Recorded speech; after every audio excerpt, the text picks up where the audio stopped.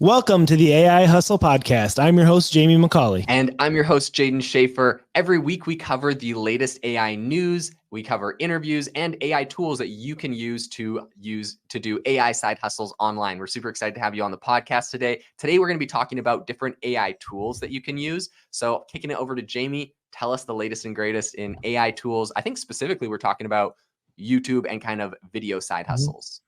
Yeah, we are talking about YouTube today and how you can use AI to get ahead and in your video side hustle. So we're going to talk about YouTube. And first of all, before I start sharing tools, I just want to talk about how AI is currently more of an assistant. There's still a human element here that really is going to make or break your YouTube channel and the content you're creating. So if you can tap into your own creativity and then use these tools, you're going to be able to get ahead. So let's just break it down from the top here. I wanted to first talk about 11 Labs. We've been talking a lot about them on our channel, but 11 Labs is a tool where you can take a text and speech and clone your own voice and then dub your own videos into different languages.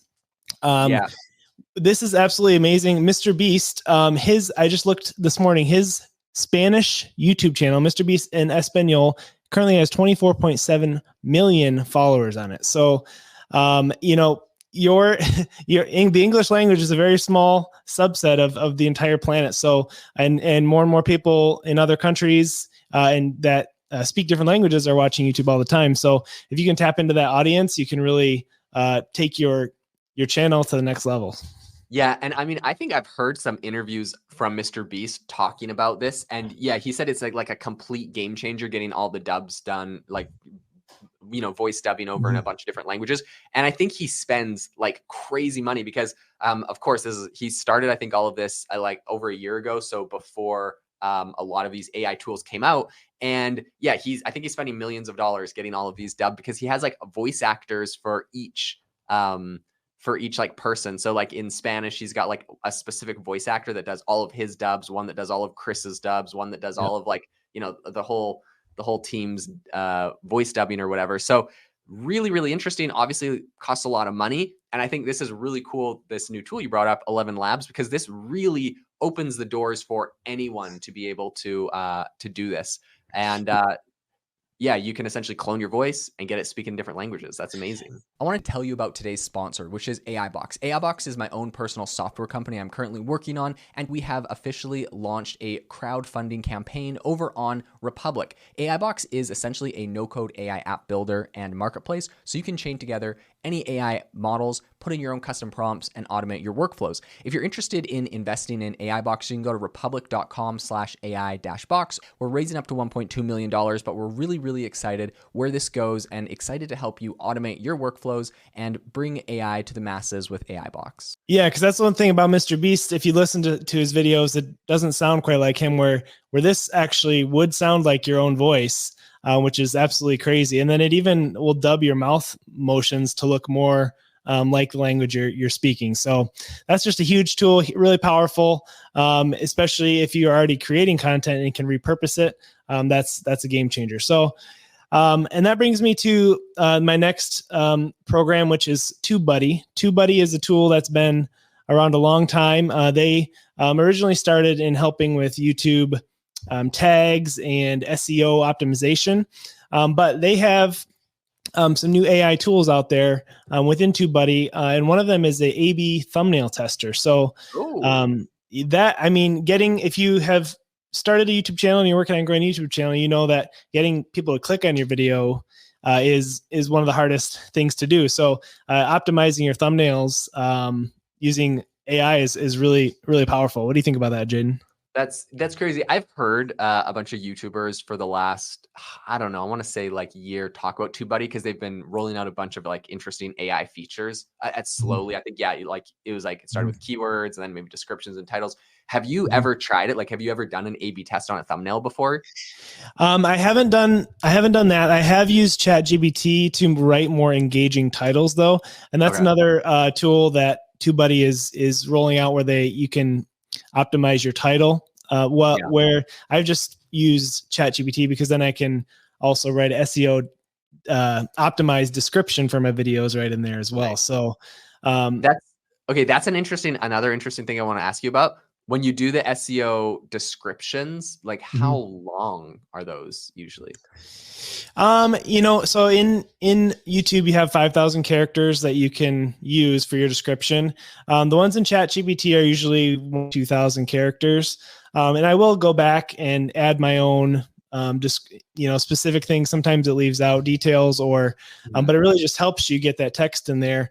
That's one thing that we've always done, even in our previous businesses, is focus on SEO and search discovery, because the algorithms are difficult. And so if you can create educational content or content in general, but then optimize it, you're going to be found by your audience you're trying to reach a lot faster. So that's super cool. Yeah, I think it's important to like the SEO on YouTube, obviously so important, but it's like tedious and a lot of work. So AI is an amazing use case for that, for sure. Yeah. And then while we're on the subject of YouTube thumbnails, Canva has been a huge tool that we've used over the years for making thumbnails. And they recently have rolled out some cool AI tools as well. I actually just was messing around with it today, and they have a Dolly plugin now. So you can do generative imaging within ChatGPT if you're looking for a specific background, or just different images that maybe aren't in their stock image catalog. You can just make your own, which is super cool. So usually my wife and I, we will take a picture of ourselves and then use the automatic background remover tool in Canva. And then now with some of these AI tools, you can kind of generate your own engaging imagery for behind you. So that's pretty cool. That's super cool. And for those listening, if you look at the podcast cover that we have for this podcast, AI Hustle, I used Canva, of course, to generate that. And yeah, like Jamie said, killer for the AI tools that they're starting to do there. So I like the background remover. Like if you look at our podcast cover, we're both like cut out on a blue background. So I used Canva's background remover for that. But another thing that I really like that I've seen AI recently add that I've used for podcast covers and like different things. So like, for example, like if we have like a guest interview on and stuff, we'll create like a custom podcast cover for it.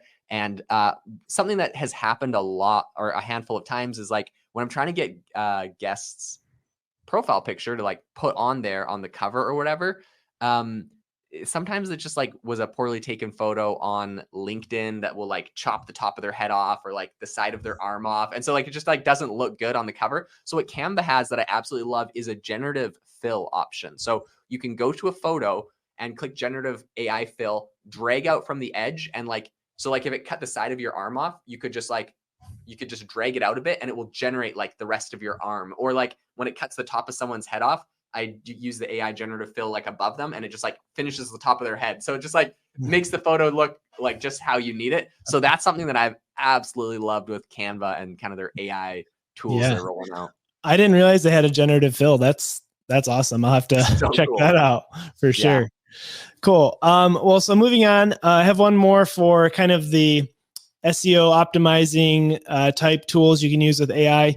And again, the reason we're covering these so heavily is because if you're trying to grow a channel, you want your videos to get seen by as many eyeballs as possible. So SEO, optimizing your videos, creating engaging thumbnails and titles is what's going to get you new viewers. So this last one is called Capshow. We kind of mentioned it last week on our podcast episode, but this one is really cool because it will automatically write your episode's show notes, suggest a title, make a transcript, and generate social media captions. All these types of repurposing tools you can use with Capshow, which I think is super powerful, especially sometimes you just make a video and you didn't really think through the title beforehand. This will allow you to be able to come up with a engaging title just from your video clip. So that's super powerful. Yeah, saves you so much time. I'm like embarrassed to say how much time I spend when I come up with the title for these podcasts, like how much time I spend on that. It's definitely embarrassing. Yeah. And I use AI tools for the description because essentially, so like if you read the descriptions on any podcast on this channel, that was all generated by ChatGPT or different AI tools. And essentially what I do is I put in the title that I've come up with and I'm like, hey, generate, a description in these parameters about it. So it will do that. And even this episode you'll see today, go read the description generated by AI. But what I've manually had to do for like months and like the last year is write the title myself, because I'm like, well, how is AI going to know? But with this new tool that you're talking about, Jamie, we can upload the whole clip, the video in there, and then it can look at the transcript and it can give us a good title for it that's optimized, that's most likely to get clicked on. Saves me a ton of brain power. And beyond just brain power, like, I think it can really come up with something that's more likely to get clicked on. So it's probably like higher quality. Yep. Yeah. I love what you said about saving brain power and time. That's kind of, there's so many things to think about when you're starting a YouTube channel or growing one. Besides just the video, you have to come up with all these other technical things and know how to do all these, where some of these AI tools are really just going to save you a lot of time and energy. One more I forgot to mention would be Opus Clip. That's super powerful for turning long form videos into short little clips that captions them for you. Short vertical clips for TikTok, YouTube Shorts. Because if you're in the YouTube game nowadays, you know that that's a big up and coming thing, or it's already huge, is the short form content. So saving yourself time and energy by using Opus Clip is going to be huge for that as well. Yeah, it's an absolute game changer. I use Opus Clip. So if you ever go follow me on Instagram at Jaden AI, and I'll probably leave a link in the show notes or whatever to it. And then of course, Jamie, you need to follow Jamie on Instagram. He's the actual celebrity here at We Are Jamie and Sarah. Is that right? That's correct. Yep. Yeah. Yep. Okay. Make sure to give Jamie a follow. The man is a legend. So, but if you follow me on Instagram and you go check out my reels, you'll see I've posted probably like my last 10 or 15 reels have all been generated by Opus Clip. And essentially it's just like podcast interviews that I've done. And I upload the entire podcast, like a 20-minute, sometimes an hour-long podcast, into Opus. And then it essentially identifies like 10 areas in the podcast that are it gives you a score from like 1 to 100 of how viral or how likely people are to like listen to that. And then it will essentially clip those little 1-minute clips out, and it will add captions. You can remove filler words like or but or whatever, and just make it really concise, really highly likely to be clicked on and listened to. Add all the captions, add emojis, and create like this really cool edited thing. And it saves you so much time. You just upload the whole clip and boom, it gives you like 10 clips you can post on social media. If you want to see the quality of those, go look at my Instagram and you can see those. But so many applications for creating content, creating YouTube Shorts. I mean, even for you, Jamie, like you could go grab a YouTube video you do and throw it into Opus and get little clips out that you could post. Yeah, we used to pay someone on Fiverr, I think like $30 a video to do that. So now just being able to automatically generate them is insane. So anyway, so with this last segment, I wanted to quick talk about some more development type things and up and coming ways you can use AI to grow a YouTube channel. The first is really cool. NVIDIA just came out with this tool, but basically you can, it's an eye contact tool. So it will, if you're, let's say, I'm looking down at the screen right now instead of my camera, it will, with AI, change the video so that I'm looking directly at the camera. So I just think that's huge for, if you're doing an instructional type video and you want to read a script or a transcript, you don't have to have a teleprompter to be looking straight at the camera. You can just use the NVIDIA app, which is super cool. That's called the NVIDIA Broadcast app. Yeah, so super cool. That's so cool. I've looked into this before, and the one thing I will say, the one caveat to it, because I think this is amazing, and I actually really wanted to use this. The only caveat is you have to go check to make sure that your hardware and your computer is compatible, because you have to have a solid enough like NVIDIA chip in your computer that can run it. And sadly, I need to make a computer upgrade before I can do that. I'll get there. Okay. Because otherwise, like the other option is, of course, a lot of people are just listening to this probably on Apple Podcasts or whatever. If you're on Spotify, you'll be able to see the video of this podcast. So Jamie and I are chatting on video. Mm-hmm.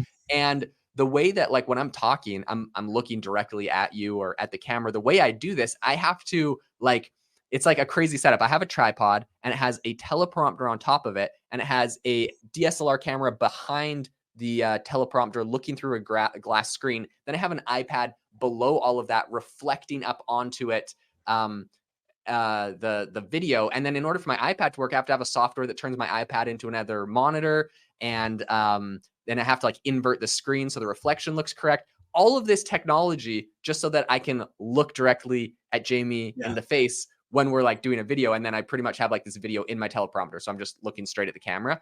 But anyways, it's like so much technology just for that, whereas like if I just had this NVIDIA thing, I could literally just have the whole video on my laptop, and I could be looking all over the place, reading notes, reading articles, and talking, and it always looks like I'm looking straight at the camera. So that would be awesome. Crazy. I'm in too deep, so I don't know if I'll get around to it too soon, but yeah, it's a really cool technology. I haven't made the teleprompter investment yet, but maybe at some point I will. But yeah, that's super cool.